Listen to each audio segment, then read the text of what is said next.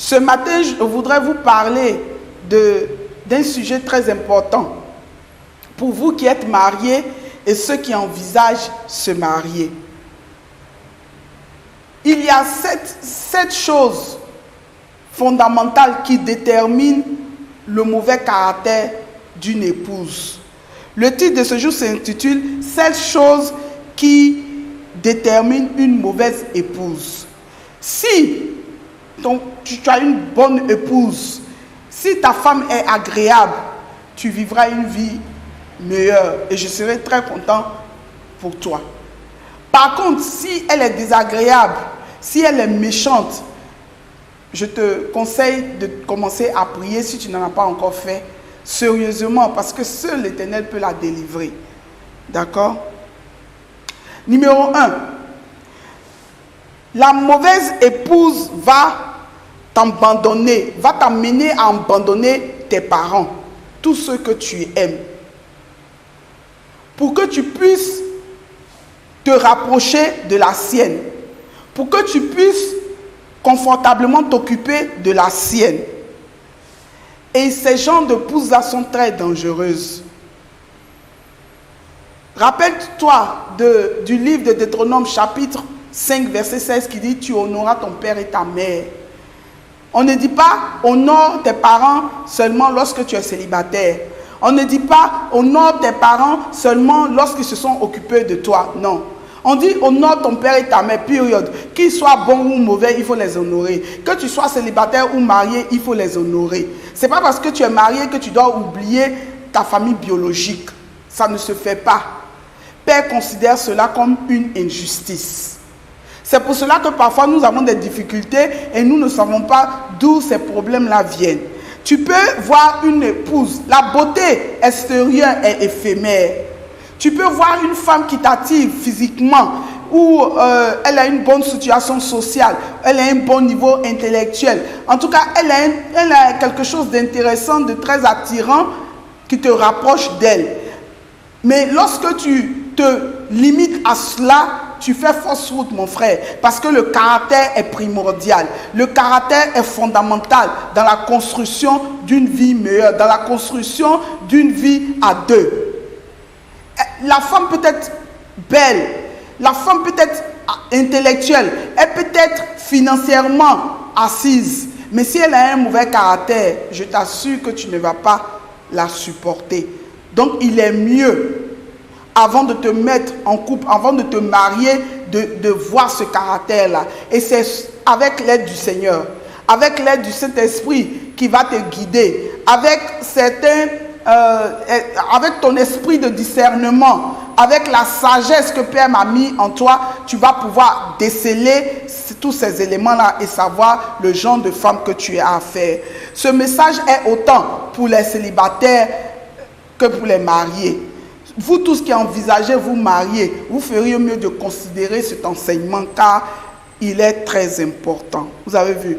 Le roi Salomon dans 1 Roi chapitre 11 verset 4 à 8 avait reçu une bonne éducation, mais à cause justement de ces femmes qu'il a épousées qui venaient d'une autre éducation, d'une autre famille, d'une autre région, il a fini par s'égarer et il s'est éloigné de sa famille, de ses principes.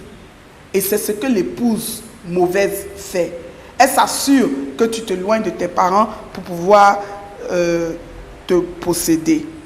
Numéro 2, la deuxième chose qu'une mauvaise épouse fait, elle s'assure de tuer ton autorité d'homme afin de pouvoir te dominer. Elle s'assure de t'affaiblir, d'enlever ce que nous appelons le caractère macho, qui est parfois pas mauvais, nécessaire pour nous amener sur le droit chemin en tant que femme instruite, femme indépendante. Mais elle va s'assurer de te éloigner de ça pour qu'elle puisse te dominer, te posséder. Lisons le livre de Proverbes, chapitre 12, verset 4 qui dit: une femme vertueuse est la couronne de son mari, mais celle qui fait honte est comme la carie dans ses os. Vous avez vu, Une femme vertueuse est une couronne et une couronne se voit. Une couronne est glorieuse, n'est-ce pas? Par contre, une carie, même dans la danse simplement, on ne peut pas dormir. Tous les nerfs sont en mal, à plus forte raison dans les os. Vous avez vu comment est-ce que la mauvaise femme a été décrite par le roi Salomon, lui qui a connu tant de femmes, 700 épouses et 3 concubines. Donc il est très bien placé pour connaître le caractère, les différents caractères des femmes, n'est-ce pas? Nous allons lire le livre d'1 Pierre, chapitre 3, versets 1 à 2. 1 Pierre, chapitre 3, versets 1 à 2, qui dit: Femmes, soyez de même soumises à vos maris, afin que si quelqu'un ou quelques-uns n'obéissent point à la parole, ils soient gagnés par la parole et la conduite de leur femme. N'ayons pas l'esprit de Jézabel, cet esprit rebelle, cet esprit méchant, cet esprit autoritaire. Vous vous rappelez de Jézabel? Et il y a beaucoup de Jézabel dans ce monde. Jézabel dans les foyers. Et il faut absolument enterrer cet esprit-là. Il faut absolument détruire cet esprit-là. Et c'est seulement par la prière, avec la grâce de Père, qu'on peut s'en séparer. On dit que nous ne combattons pas la chair ni le sang, mais c'est l'esprit au-dedans de la personne que nous combattons. Donc ici, je ne suis pas venu pour te dire de divorcer de ta femme. Non, je suis venu pour te dire de reconnaître, de pouvoir déceler ces mauvais comportements et puis de t'approcher d'elle afin d'en discuter. Et par la prière et la grâce de Père, vous allez pouvoir sortir victorieux. D'accord? Chose numéro 3. Elle va t'enlever la paix intérieure et extérieure que tu as. Ça, c'est la femme mauvaise. Comment enlever cette paix-là? Par des querelles. Par des querelles. C'est-à-dire que quand tu reviens du travail, tu es tout fatigué.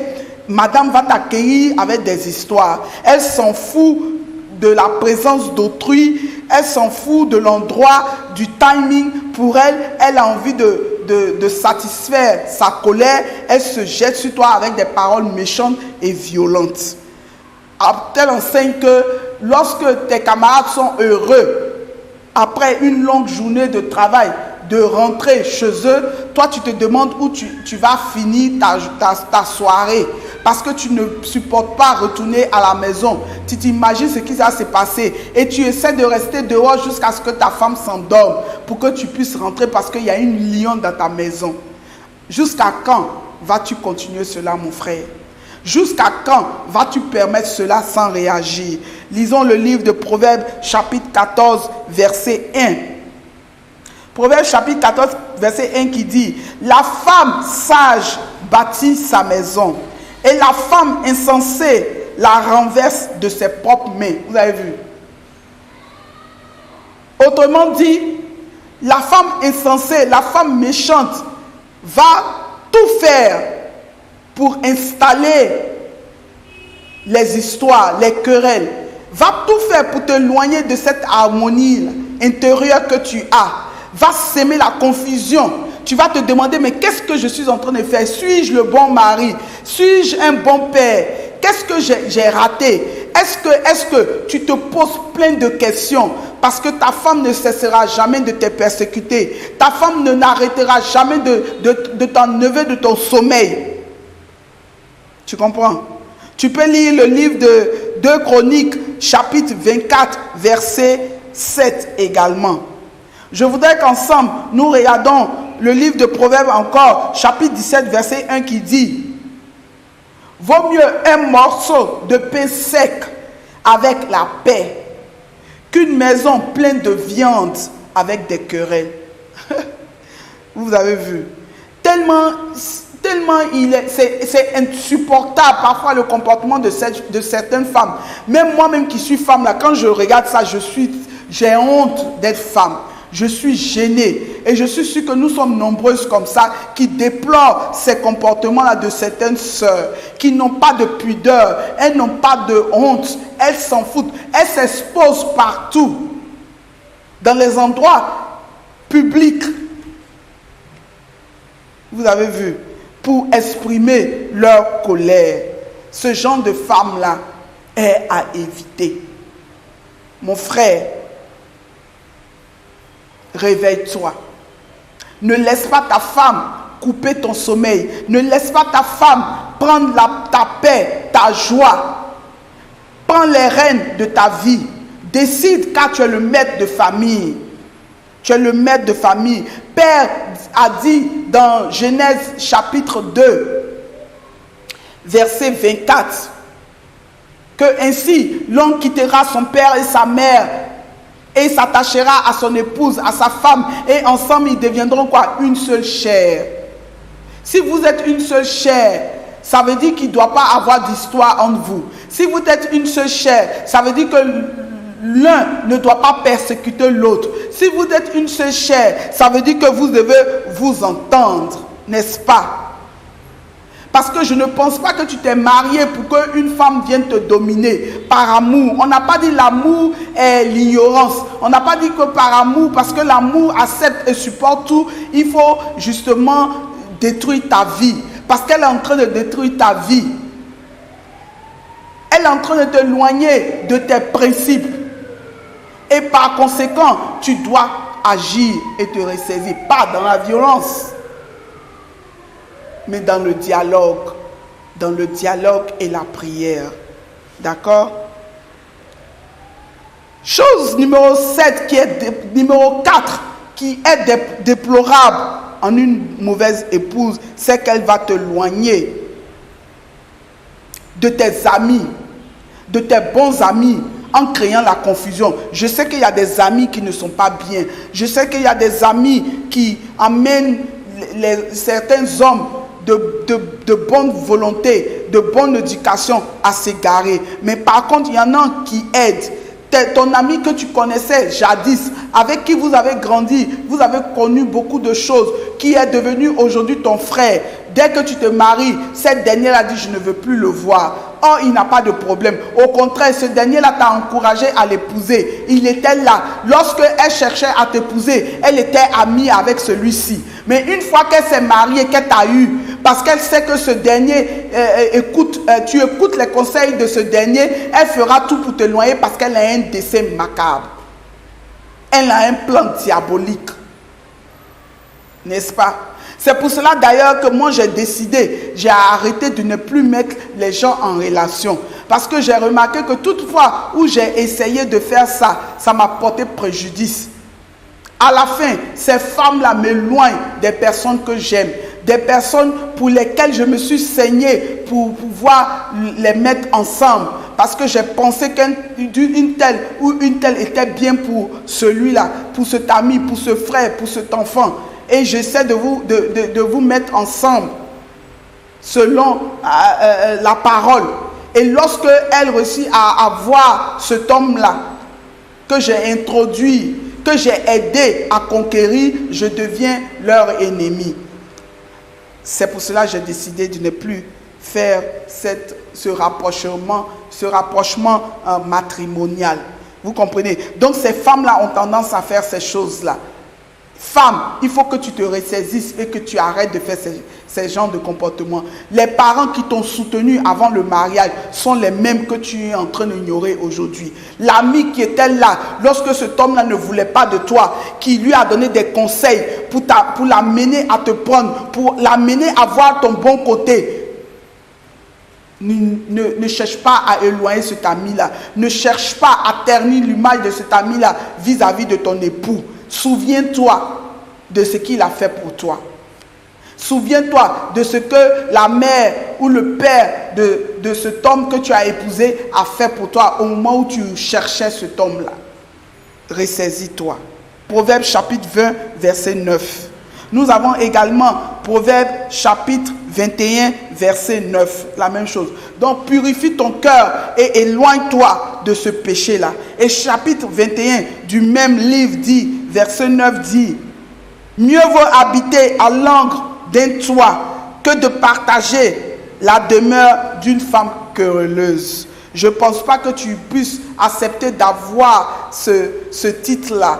Je pense que ce nom-là ne te va pas, cet adjectif-là est déplorable. Essaie de t'en éloigner. Il ne faut pas que lorsque ta belle famille te voit, on dit voilà la méchante femme-là qui arrive. Non, partout où tu vas, tu sèmes la zizanie. Il faut arrêter.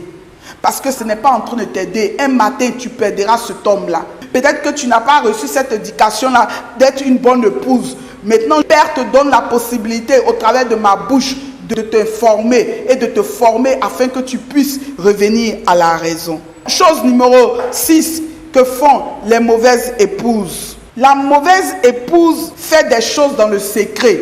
Elle a parfois une double vie. Souvent, vous allez rencontrer une femme qui te dira, par exemple, que je n'ai jamais été mariée ou je n'ai jamais eu d'enfant. J'ai entendu cette histoire-là. Une dame qui s'est mariée et pendant 20 ans, l'homme n'a jamais su qu'elle avait 3 enfants.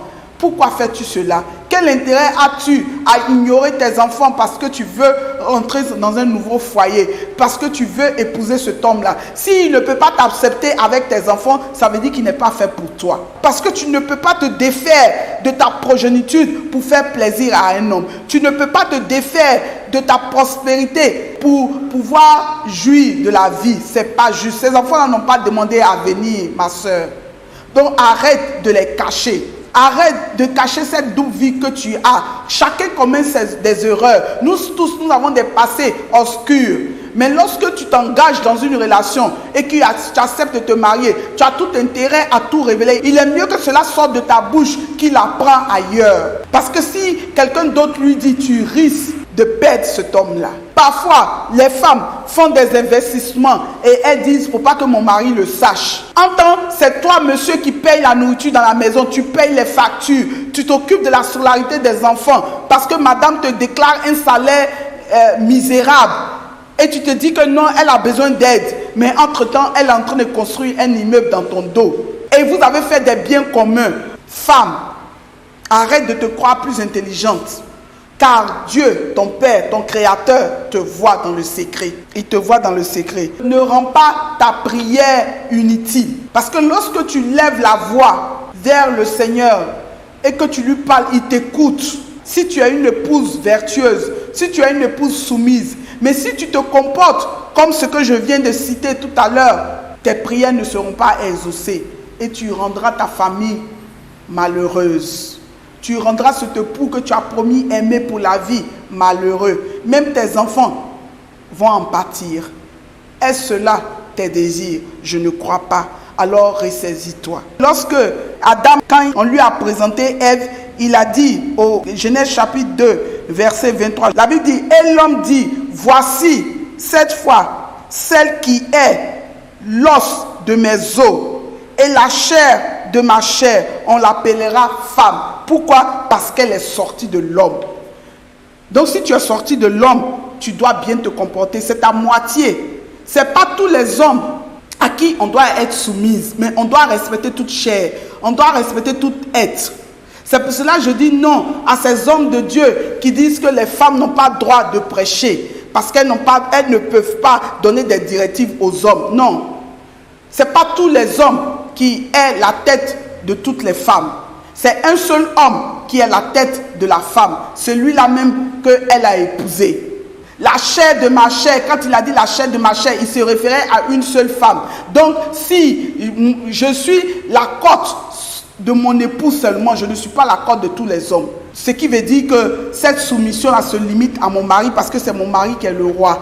C'est mon mari qui est mon roi, qui est ma tête. Mais ce n'est pas tous les hommes. Donc, si Père m'a donné une autorité dans le cadre de mon travail sur les hommes, souffrez de respecter cela.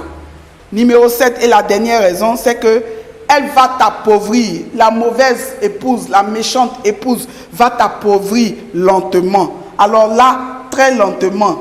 Quand je dis lentement, c'est-à-dire que tu ne t'en rendras pas compte. Souvent, tu payes des dettes qui ne t'incombent pas. Elle va venir, chérie, j'ai pris de l'argent pour payer tel bijou. Je suis allé prendre des choses à crédit, des pagnes, des ceci, des cela. Et à la fin, tu te retrouves en train de payer des dettes qui ne t'appartiennent pas. C'est ce genre de femmes-là qu'il faut éviter. Des femmes qui vont t'appauvrir. Elles vont te faire des dépenses inutiles. Elles ont toujours des problèmes à régler. Elles sont toujours en train de demander quelque chose. Elles ne planifient rien. Mais pour elles, il faut satisfaire à ses besoins. Ce qui n'est pas juste parce que la vie est tellement dure qu'il est important de planifier. Il est important de programmer. Et c'est de commun accord qu'on fait les choses. On doit savoir où l'argent, les finances s'en vont pour éviter d'avoir des difficultés financières dans le foyer. Lisons le livre de Proverbes, chapitre 9, verset 14 qui dit « Elle s'est assise à l'entrée de sa maison, sur un siège dans les hauteurs de la ville, pour crier aux passants qui vont droit leur chemin. » Vous avez vu? C'est ça le comportement de la mauvaise épouse. La mauvaise épouse sème la zizanie partout. La mauvaise épouse n'est pas sage. La mauvaise épouse n'est pas compréhensible.